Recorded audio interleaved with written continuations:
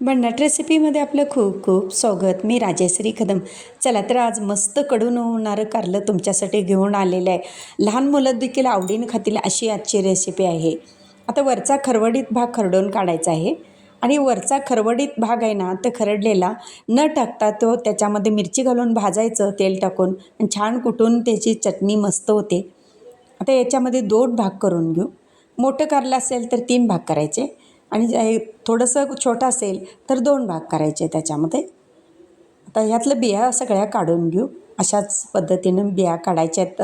एखाद्या स्पून घ्यायचं किंवा सुरीने त्या बिया लगेच निघतात आणि बारीक जर त्याच्यामध्ये बिया राहिल्या तरी हरकत नाही.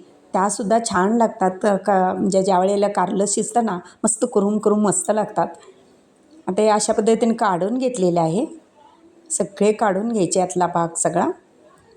आणि बरेच जणांना कारलं आवडत नाही. आता हे अर्धा लिटर पाण्यामध्ये मीठ टाकून आणि हळद टाकून घेतलेलं आहे. पाणी उकळलेलं आहे चांगलं. तर 10 मिनटं शिजवून घ्यायचं ते. 10 मिनटामध्ये छान असं मऊसर होतात ते आणि मग त्याच्यामध्ये मसाला भरायचा आहे.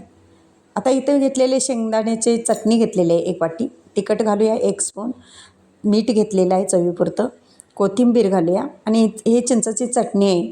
त्याच्यामुळे आंबट गोड चव छान येते. तर तुम्ही चिंच किंवा टोमॅटो घालू शकता. तर मी चिंचेची चटणी घेतली. 1 स्पून तेल घालूया. हा मसाला एकत्र असं मिक्स करून घेऊ आणि शेंगदाण्याची चटणी वापरल्यामुळे त्याच्यामध्ये जिरं वगैरे सगळं असतं. लसूण जिरे असतंच, लाल तिखट, म्हणून तिखट बेताचंच घालायचं आहे. आणि ते कसं कलर लाल येतो ना मस्त, म्हणून मी शेंगदाण्याची चटणी घेतलेली आहे. हे पहा. आता ह्याच्यामध्ये भरूया कारल्यामध्ये. बरेच जणांना कारलं म्हटलं की नाकडोळं मुरडतात. तरी त्यांना ज्यांनी नाकडोळं मुरडतील ना, त्यांनासुद्धा आवडेल अशी ही रेसिपी आहे. लहान मुलं देखील आवडीनं खातील. कडू न लागणारं हे कारलं आहे आजचं. कारण पाण्यामध्ये मीठ घालून शिजवलं ना, कडूपणा निघून जातो आणि कारलं चवीला मस्त लागतं. अशा पद्धतीने करून पहा आणि कडू झालं तर मला सांगा. आणि भाकरीसोबत किंवा चपातीसोबत खायला भारी वाटतं. असंच जर तुम्ही तोंडी लावण्यासाठी जर तुम्ही घेतलात कारलं खायला तर मस्तच लागतं. तर यामध्ये मसाला असा दाबून भरून घेऊ. अगदीच आजची रेसिपी चविष्ट होणार आहे, लक्षात ठेवा. आता हे भरून झालेलं आहे. मसाला देखील आपण त्यानंतरनं शिजताना टाकायचा आहे त्याच्यामध्ये. आता 4 स्पून तेल घालूया कढईमध्ये. जिरं मोहरी टाकूया. तेल तापलेलं आहे. आता ह्याच्यामध्ये कांदा घालूया. मिडियम एक कांदा घेतलेला आहे. आता हळद थोडीशी घालूया आणि आता हिंगामुळे छान असा अरोमा येतो. ताजा कढीपत्ता घालूया.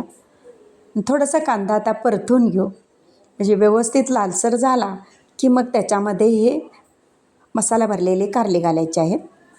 आता ही कारली घालून घेऊ आणि थोडंसं त्याच्यामध्ये मॅगी मसाला टाकायचा आहे. मॅगी मसाल्याऐवजी तुम्ही कुठलाही मसाला घरातला टाकू शकता, पण मॅगी मसाल्यामुळे टेस्ट छान येते. आता हे परतून घेऊ थोडंसं आणि 1 चमचाभर पाणी घालूया. आता बऱ्यापैकी कारलं आहे ना, ते शिजलेलं आहे, म्हणून जास्त नाही मी पाणी वापरत आहे. जर तुमचं जास्तच कच्चं राहिलं तर त्याच्यामध्ये थोडंसं शिंतोड्या मारायचं आणि पुन्हा झाकण ठेवायचं, म्हणजे छान शिजतं. आता हे शिजले गेलेले आहे पहा. आता तयार आहे भाकरीसोबत खाण्यासाठी आपलं कारलं किंवा तोंडी लावण्यासाठी. माझी रेसिपी व पदार्थ आवडले चॅनलला सबस्क्राईब करा, बेल आयकॉन दाबा, लाईक करा, इतरांना शेअर करण्याचं विसरू नका. तसेच कमेंट करण्याचं विसरू नका. आपल्यासाठी असेच नवनवीन पदार्थ आणीन. तोपर्यंत धन्यवाद.